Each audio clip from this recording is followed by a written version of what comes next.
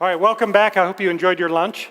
So we are entering the last phase of this PechaKucha session.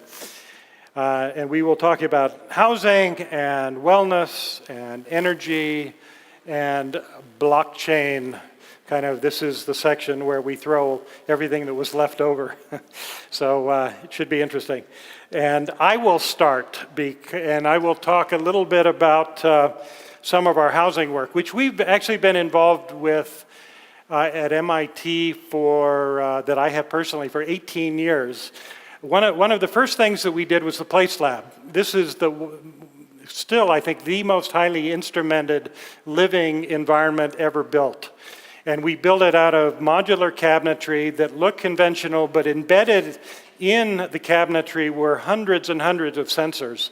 We knew when every cabinet door was opened, when someone turned on the faucet, we knew where people were, we knew the state of the environment, and then we could model human behavior. So you can see some of the sensors that we had there. That the work that we did in 2004 won the UbiComp 2014 10-Year Impact Award, so I'm very proud of that. And then we sort of stopped doing that work. we decided to focus on this challenge. This from the Boston Globe. Will housing prices push young workers out of Boston? Essentially, every big city was facing the kind of crisis of housing and lack of affordability for young people. This another article from a while back, Cool London is dead. The cool creative class have been priced out of London, and I think that's really true. London has become a city really for rich people, becoming more bland and boring by the minute.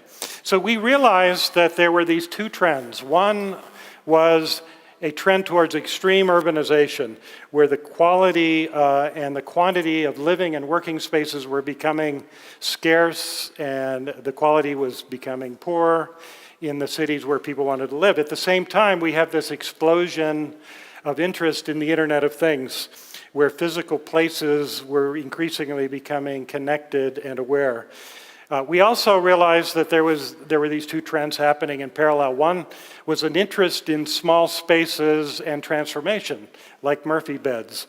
They tended to be manual and require a lot of labor. It's a lot of effort to put up a bed and move the cushions and strap down the sheets. At the same time, you had an interest in these smart homes, these tech homes. So companies like Google and Amazon and Apple are all in that space. They hadn't come together. So we decided to bring these two worlds together. This was an early concept video that we did. I think we did this in 2010. So you see it's a relatively small space where the walls move. We cycle through different functions, so it can be for living or working or socializing or exercising. But this was just an animation. Anybody really can do these things. We like to build things. Right around that time, a little bit after, a couple of years after, actually, when I think about it, Mayor Bloomberg was advocating 300 square foot microunits. These are about 29 square meters. They were terrible apartments. They had, if you see here, a pull-out sofa bed and a tiny little table, almost no storage. I think they were largely unlivable. So we decided to make it a third smaller and 3 times bigger, okay, by using the architectural robotics. So we built a 200 square foot microunit, 19 square meters. And in this apartment, we had it, rather than a double bed, a pull-out double bed, we had a queen-size bed. We created a fully functional office, a dining room for 6 people. We allowed it to change to a living room that could accommodate 6 people. We had a very small bathroom, a powder room with a toilet and sink, but you could open it up to have access to a shower and a washer-dryer, change for a party. Can be wheelchair accessible, double the counter space for the kitchen. And then we use this as a platform to test all kinds of new interfaces, like hand gestures and voice recognition and touch sensors. And then the students, as they will do, did crazy things with lighting in this case. So you could just say to the unit, party mode, and the lights would go on and the thing would shift. And then 3 of these people here, when they graduated, 3 of my former students, worked with me to launch a company. So I think it was Luis that mentioned deploy or die, or maybe it was Ariel. Doesn't matter. It's a concept at MIT, particularly at the Media Lab, that we need to get things out into the world.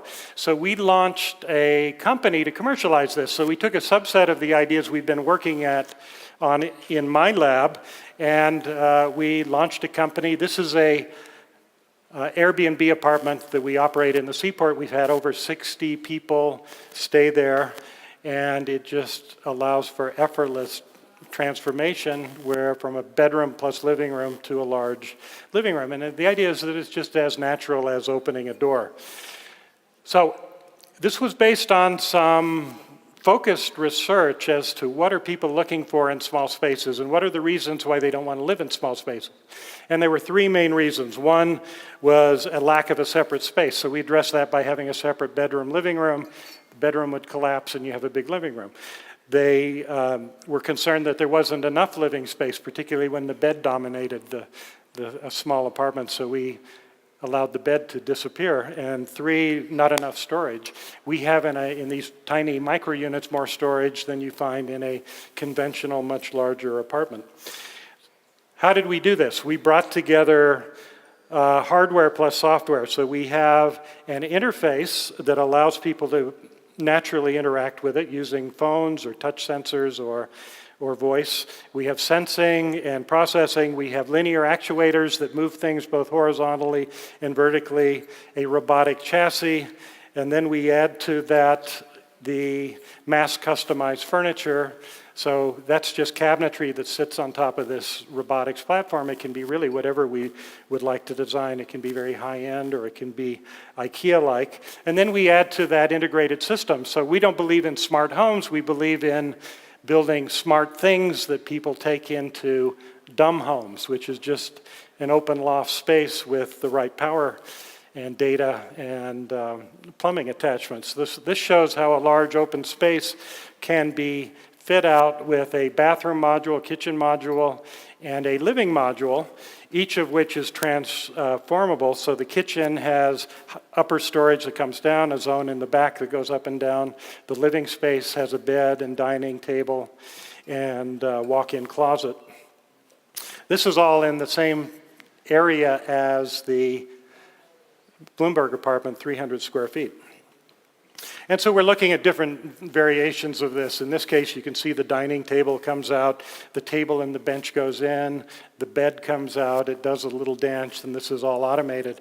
So in the end, we can respond to human activity. We could program it so when you get up in the morning, you go in the bathroom. Maybe when you start brushing your teeth, it converts from sleeping to dressing, and you don't even have to engage with this. There are all kinds of interesting possibilities. We're also looking at vertical transformation. This is more for extended stay apartments or for hotels. So in this case, a living area converts to a sleeping area. We have a queen-size bed that drops down from the ceiling. And we have prototyped this. We're going through the UL approval and dealing with all the safety issues so we don't crush a puppy or a baby. And so that's quite doable. We're also looking at ways that we can divide up space in a more automated way. So for example, in a co-working facility or an incubator where you have lots of different companies with different needs and they're changing all the time, how can you dynamically reconfigure the space using the same kind of actuators that we're using in the housing project? And we also are looking at more robotic walls. In this case, it's a wall unit with little robotic platforms, and it can do a little dance. It could be automated. We've looked at having robotic tables and desks. So one could imagine a room like this. We all go out into the atrium, and the room just automatically reconfigures itself for the next purpose. Might sound a little exotic, but I think these kind of things are happening because the cost of this technology is becoming affordable enough that that's actually a minor part of the cost. The furniture, the actual cabinetry, and the wall systems are much more expensive. We're also now looking at in this case, what we call an escape pod. It's this unit that we're building now in our lab that allows one person to do private work, two people to have a conversation, or a bed drops down for the ceiling so you can take a nap. With offices becoming much more compact, much higher density, when people don't have private offices or even private desks, these kind of spaces are actually quite important. So this is our journey, and I wanted to show this because it's an example of how we can take our work that we're doing in the lab, and when it's ready for commercialization, we throw it over the wall and through an entrepreneurship process, commercialize it. Thank you.